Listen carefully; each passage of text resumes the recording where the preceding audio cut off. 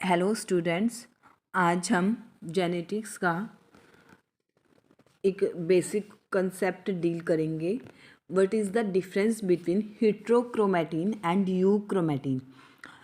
सबसे पहले तो हमें ये पता होना चाहिए कि जो हेट्रोक्रोमैटिन एंड यूक्रोमैटिन है दोनों ही क्रोमोसोम का पार्ट होते हैं। Okay, let's first see the structure. For example हमारे पास ये एक क्रोमोसोम है, क्रोमोसोम की एक क्रोमोसोम है, ठीक है। उसमें हमारे पास जैसे हिट्रोक्रोमैटिन पोर्शन मैंने डार्क कलर करके शो किया है एंड यूक्रोमैटिन को मैंने लाइट कलर से शो किया है, ठीक है। इसका मतलब क्या है कि जब हम क्रोमोसोम को डाई से स्टेन करते थे उसकी स्टडीज़ करने के लिए, तो उसमें हमने क्या देखा कि कुछ रीजन क्रोमेटिन में ऐसा होता है कि जो डार्कली स्टेन्ड होता है और कुछ रीज़न ऐसा होता है जो लाइटली स्टेन्ड होता है जब भी हम उसे किसी डाई से कलर करते हैं।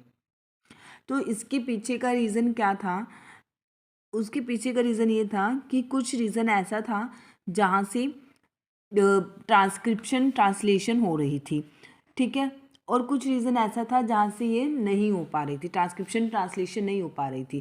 क्यों नहीं हो पा रही थी? जहाँ पे हाईली कंडेंस्ड फॉर्म में प्रेजेंट था क्रोमोसोम, वहाँ पे ट्रांसलेशन हो ही नहीं सकती, क्योंकि वहाँ पर जो हमारे पास ट्रांसक्रिप्शन के लिए जो हमें वहाँ पर प्रोटीन्स की रिक्वायरमेंट होती है, क्योंकि कुछ जो ट्रांसक्रिप्शन को मतलब कि कराएंगे वहाँ पर आकर जो कुछ प्रोटीन्स ने बाइंड करना था वो इतना ज़्यादा कंडेंस्ड था कि वहाँ पे प्रोटीन्स बाइंड ही नहीं कर पा रही थी, ठीक है।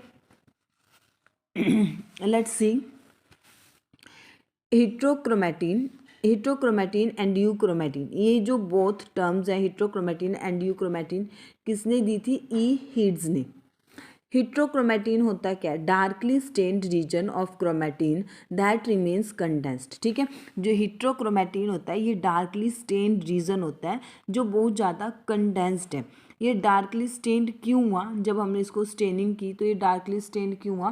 क्योंकि यहाँ पर बहुत ज़्यादा कंडेंसेशन थी, इसलिए ये डार्कली स्टेन्ड हुआ है। और यूक्रोमैटिन ये light staining and less condensed portion of chromatin है। और जो यूक्रोमैटिन होता है ये लाइट स्टेन्ड हुआ और ये लेस कंडेंस्ड पोर्शन था क्रोमैटिन का।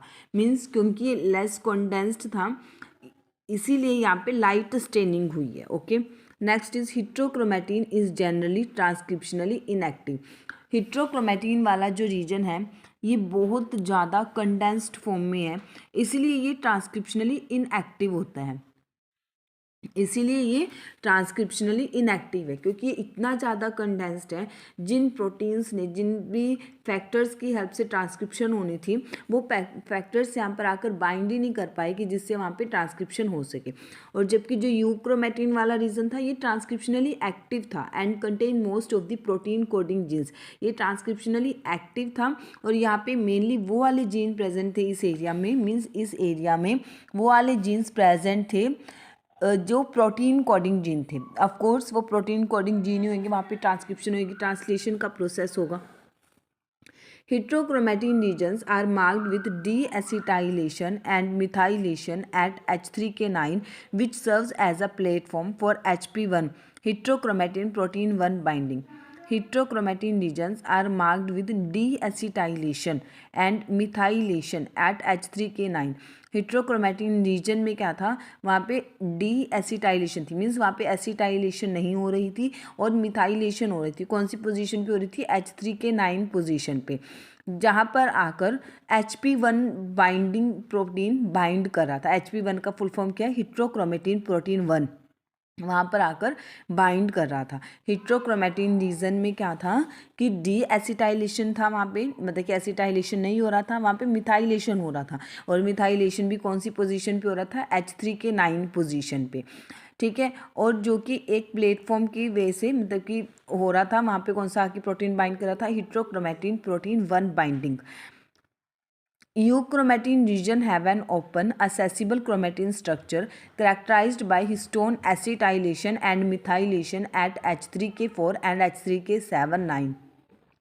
और जो यूक्रोमेटिन रीजन था वो ओपन था, असेसिबल था, वहाँ पर आकर मतलब कि कुछ ऐसे मतलब कि फैक्टर्स वगैरह वहाँ पर आकर बाइंड कर पा रहे थे जिन्होंने एसिटाइलेशन एंड मिथाइलेशन कराना था। ठीक है, एसिटाइलेशन भी हो रही थी वहाँ पे और मिथाइलेशन भी हो रही थी। वहाँ पे एसिटाइलेशन एंड मिथाइलेशन किन फैक्ट किन जगहों पे हो रही थी, H3K4 एंड H3K7 9। देखो क्या होता है ना कि जो ट्रांसक्रिप्शनली एक्टिव जो कंडीशन होती है, जो भी रीजन ट्रांसक्रिप्शनली एक्टिव होएगा वहाँ पे एसिटाइलेशन भी होएगी एंड मिथाइलेशन भी होएगी। मिथाइलेशन अगर किसी रीजन में हो रही है तो वो एक्टिवनेस को भी शो कर सकती है और इनएक्टिवनेस को भी शो करती है। बट अगर किसी रीजन में एसिटाइलेशन हुई है तो वो हमेशा उस रीजन का मतलब कि ट्रांसक्रिप्शन ट्रांसलेशन होगा। हिट्रोक्रोमेटिन इज ऑफ टू टाइप्स। जो हिट्रोक्रोमेटिन होता है वो मेनली टू टाइप्स का होता है, कॉन्स्टिट्यूटिव हिट्रोक्रोमेटिन एंड फैकल्टेटिव हिट्रोक्रोमेटिन। कॉन्स्टिट्यूटिव हिट्रोक्रोमेटिन होता है कि जो मतलब हमेशा ही हिट्रोक्रोमेटिक फॉर्म में रहेगा, मीन्स जिसकी कभी भी ट्रांसक्रिप्शन ट्रांसलेशन नहीं होएगी जिस रीज़न की। ठीक है, और फैकल्टेटिव हिट्रोक्रोमेटिन क्या होता है कि जो मतलब कि किसी टाइम के लिए, थोड़ा टाइम के लिए, मतलब जिसको हमने हिट्रोक्रोमेटिन फॉर्म में चेंज किया है।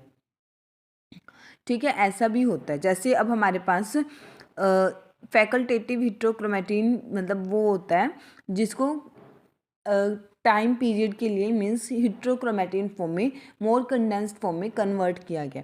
और कॉन्स्टिट्यूटिव होएगा जो हमेशा ही मतलब कि हिट्रोक्रोमेटिन की फॉर्म में रहेगा। फैकल्टेटिव हिट्रोक्रोमेटिन क्या है, वो किसी टाइम पे ड्यूरिंग द डेवलपमेंट पीरियड वो किसी टाइम पे हिट्रोक्रोमेटिन फॉर्म में भी हो सकता है, ट्रांसक्रिप्शनली इनएक्टिव भी हो सकता है, और किसी टाइम में वो ट्रांसक्रिप्शनली एक्टिव भी हो सकता है। ठीक है, euchromatin DNA is more accessible to nucleases and nucleosomes are irregularly spaced.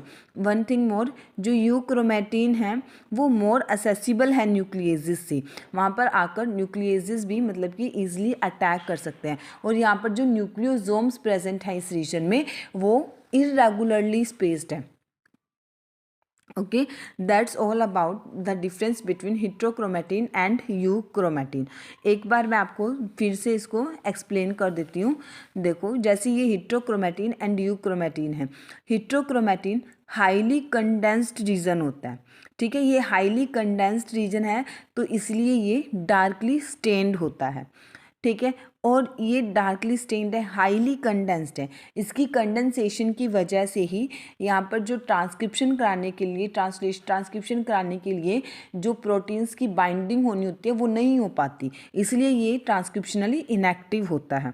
ठीक है, और हिट्रोक्रोमेटिक रीजन में एसिटाइलेशन नहीं होती, यहाँ पे ओनली मिथाइलेशन होती है। और मिथाइलेशन मीन्स जो ट्रांसक्रिप्शनली एक्टिव रीजन है वहाँ पे भी हो सकती है और जो ट्रांसक्रिप्शनली इनएक्टिव रीजन है वहाँ पर भी हो सकती है, but acetylation always transcriptionally active region में ही होती है। हिट्रोक्रोमेटिन टू टाइप्स के होते हैं, फैकल्टेटिव हिट्रोक्रोमेटिन भी हो सकता है और कॉन्स्टिट्यूटिव हिट्रोक्रोमेटिन भी होता है।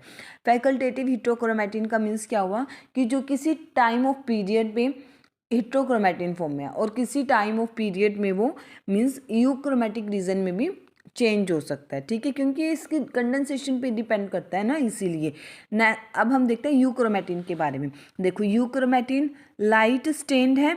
ठीक है, लाइट स्टेन्ड क्यों है, क्योंकि लेस कंडेंस्ड प्रोटीन है और ये लेस कंडेंस्ड है तो यहाँ पे ट्रांसक्रिप्शन कराने के लिए जिस प्रोटीन्स की बाइंडिंग की ज़रूरत होती है वो भी यहाँ पर आकर ईजिली बाइंड कर सकते हैं, इसलिए ये ट्रांसक्रिप्शनली एक्टिव होता है। और यूक्रोमेटिन रीजन ये लेस कंडेंस्ड है तो ये ओपन फॉर्म में है, असेसिबल स्ट्रक्चर है जहाँ पर आकर हिस्टोन की एसिटाइलेशन भी हो सकती है एंड मिथाइलेशन भी होती है। एसिटाइलेशन एंड मिथाइलेशन किन पोजीशन पे होती है, H3K4 एंड H3K7 9 पे। और यूक्रोमेटिन जैसे कि हमें पता ही है कि असेसिबल है तो यहाँ पर आकर न्यूक्लियेजेस की भी बाइंडिंग होती है और यहाँ पर जो न्यूक्लियोसोम्स हैं वो भी इरेगुलरली स्पेस्ड होते हैं। अगर आप गाइस को मेरा ये लेक्चर समझ आए तो please like share and subscribe my channel for more videos.